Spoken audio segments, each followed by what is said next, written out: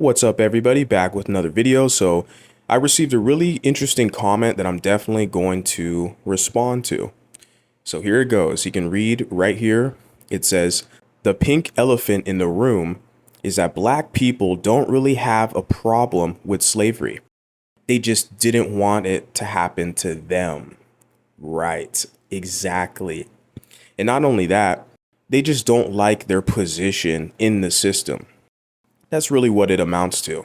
It's not the whole slavery question and the oppression and colonialism and all this stuff. The colonizer, the oppressor, they just don't like their position in the system.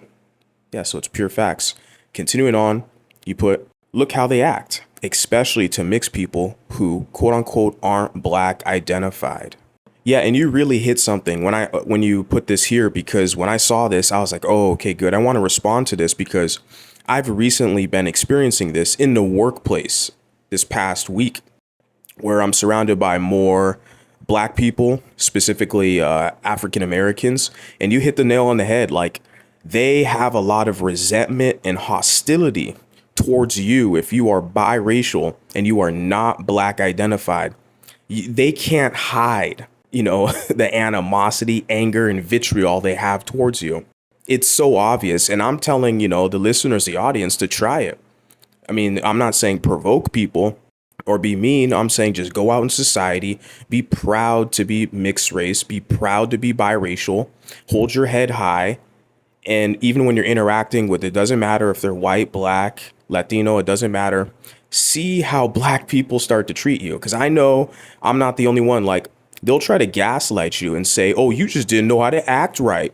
You didn't know how to act right around blacks. So that's why the blacks treated you bad. Like, I have people who put those comments on my videos, and I always laugh at that. Like, you have to act a certain way for these people to like you. No, I'm just a decent, civilized individual. So I'm sorry if you're upset with the fact that I'm a decent, civilized individual, but tough. But yeah, I mean, yeah, when you put this comment here and you wrote these words, I'm like, wow, I just experienced that recently, man. Like, because I'm not black identified. And when they sense that in you, when they sense that you're not black identified and you're confident in who you are, I mean, they'll throw slurs at you. They're bothered with you, man. It's crazy. Men and women, sadly. And then you put here, the gag on them is they can't oppress identified mixed people because they don't identify with them, or their tied woe is me stories. Exactly. They can't use the whole oppression Olympics circus kind of dynamic on somebody who's not black identified, right? Because if I was black identified, you look at me, I'm light skinned, then, they would try to position me to be a light skinned savior. They would try to position me to use my proximity to whiteness and my light skin privilege to help them, get more food, get more money, get more access to white people, right? Get more preferential treatment. They would try to position me like that.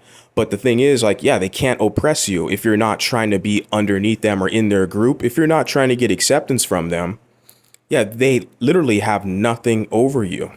And that really does bothers them, because then they feel even more powerless. And when you're with your presence, they see you, even with me, my stature. You walk in a room and then, yeah, they're really bothered by that. I wanted to respond to this, like I said, because I just experienced this interesting dynamic in a working environment. And I know I'm not the only one. I know a lot of you guys have experienced this, guys and gals, especially the commenter who put the comment. I know you have experienced this, hence why you're sharing these examples. So this is a really good one here. As you continuing on what you put mixed identified mixed people realize the obvious fact that black people are a powerless group that doesn't even have any type of infrastructure to be taken seriously. I mean, you hit the nail on the head. I saw this whole comment that you put here and I was like, I gotta, make a little video about this, because this is precisely the facts. Like I said, they can't oppress mixed identified mixed people. And when they see that you are not black identified, they have a lot of hatred and hostility towards you wherever you are, not just social media, like I'm on the internet, but even in a working environment in public.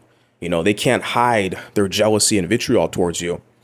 But like you said, someone like me who has a healthy ego, I identify as mulatto. I'm smart enough to realize that it's like they don't have any power to even be taken seriously. I mean, I'm in a position with a lot of them, I just distance myself from them. Once I realize they're one of these kind of crabs in a bucket, ghetto communita types where they're anti-mulatto, I do everything I can to like stay away, distance myself from them. But sadly, a lot of those people, they try to navigate towards me. I've even seen it, like I said, in the working environment this past week. I'm like, it's obvious you don't really like me. I don't like you. Why the hell are you trying to get around me? And so it's this very weird, bizarre behavior. A lot of them indulge in. But I'm smart enough, like you put here, basically they have no power to be taken seriously. No businesses, no infrastructure. Most of them are working for other races of people.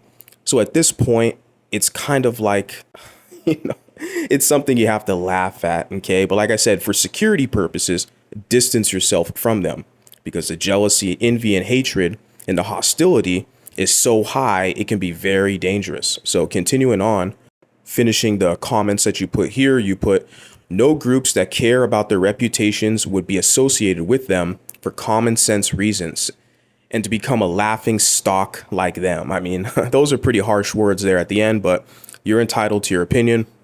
And I would ultimately agree with the idea that like any other group of people, they wouldn't really associate with them on that level unless it's like a working engagement. You're working with them in that environment. It's to your advantage to kind of get along with them to make the whole operation more pleasant, right? But like if like this situation I'm in currently, where if I'm like the only mulatto guy in the whole operation as far as the staff, and I'm in an interesting position, and then you got all these black people, and then these black people, they serve white people. They're always going to serve white people and be underneath them. But then you have a bunch of like Latino people, which is kind of the wild card, I guess you can say, And it's like, well, where do they fit in? They're not going to team up with black people against white people. It never works like that. Some of them, they have that whole kind of black and brown coalition, little fake coalition, or people of color, but a lot of that stuff is going to dissipate moving forward because conservatism is growing. And plus the whole black and brown coalition and people of color, that's all liberal leftist stuff. And there's always kind of a rainbow agenda that ties both of those things together. But yeah, and I see the whole dynamic. It's like other groups have a reputation they want to protect. The comment you put here was very intriguing. I felt like it was necessary to respond. So I want to hear what you guys have to say about that. Let me know in the comments. Talk to you next time. Peace.